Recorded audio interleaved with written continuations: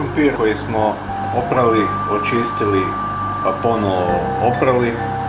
Sada ćemo malo posoliti i skuhati u vodi. Kada voda zakipi, smanjit ćemo vatru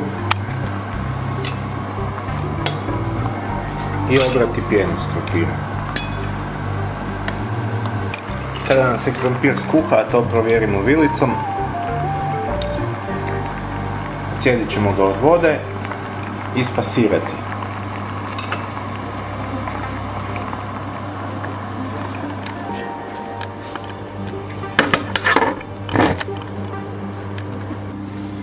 U kuhane krumpire dodat ćemo malo maslaca.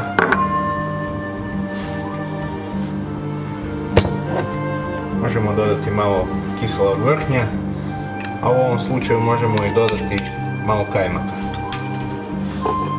Podlijemo s malo mlijeka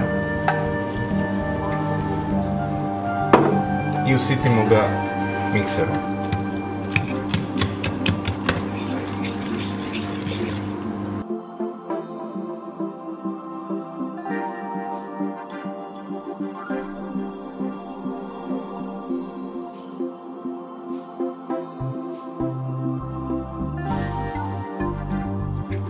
Probamo kakvog je okusa pire i poslužimo uz jelo.